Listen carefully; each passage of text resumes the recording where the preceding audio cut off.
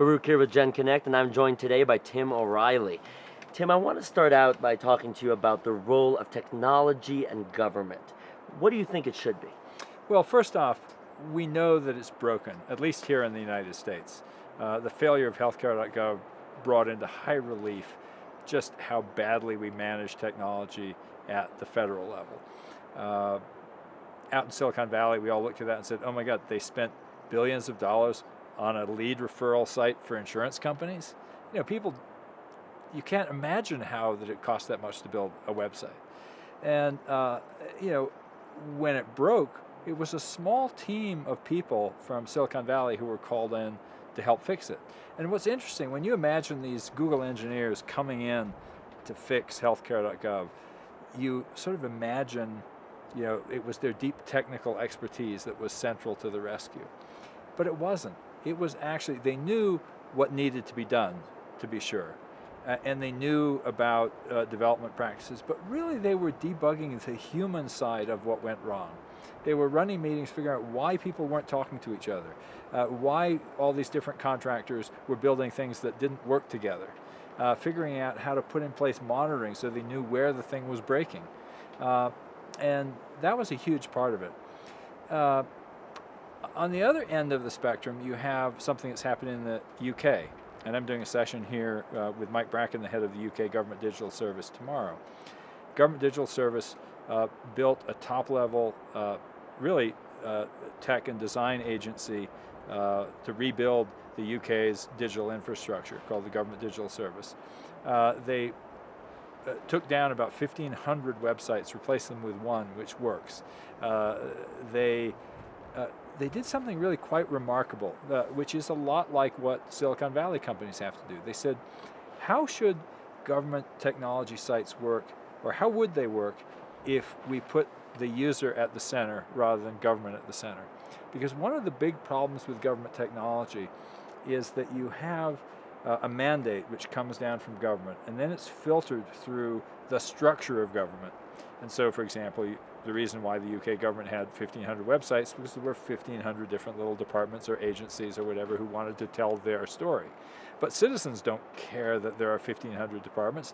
They just want to get something done. And when you start from the outside in, you kind of reinvent things in the same way that Silicon Valley startup says, well, how would we build something that people really want to use? And so there's those two tensions, this broken system and then glimmerings of things being fixed. And that's really a lot of what we're working on at Code for America. Code for America is a nonprofit that I'm on the board of that works with cities to bring small startup teams in to work with them on interesting problems. And as with the healthcare.gov situation, it's not purely a technology play. Yes, they'll build a website, they'll extract data and turn it into something usable for the city. They have those tech skills. But a huge part of it is getting into the user's shoes. For example, the team in San Francisco last year was called in because they had a problem with food stamps. Users were suddenly falling off the rolls. They wouldn't have met some requirement, and then they would have to reapply. And it was this huge amount of churn in the system, which, incredible cost on the participants, but also a cost on government. Well, the Code for America fellows, they take a year from their jobs and they go, work with these cities. They applied for food stamps. They said, can we have permission to go do this? And they kind of debugged the process, and they found that they were getting these notices that were written by lawyers and that they couldn't understand. And in the end, the notice was simply trying to say, there's a problem, call the office. So they re-engineered this, so now they got people to sign up to get text messages, and now there's a text message that says, there's a problem with your benefits, call the office. Right. And not rocket science, just human science. And anyway, there's a revolution that's happening in thinking about government. The U.S. federal government, on the heels of this failure, is trying to, bring in more talent, is trying to learn how to do things better.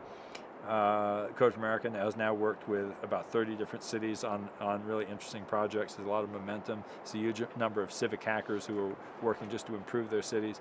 And over in countries like the UK, New Zealand, Estonia, there's really very advanced sort of digital government initiatives.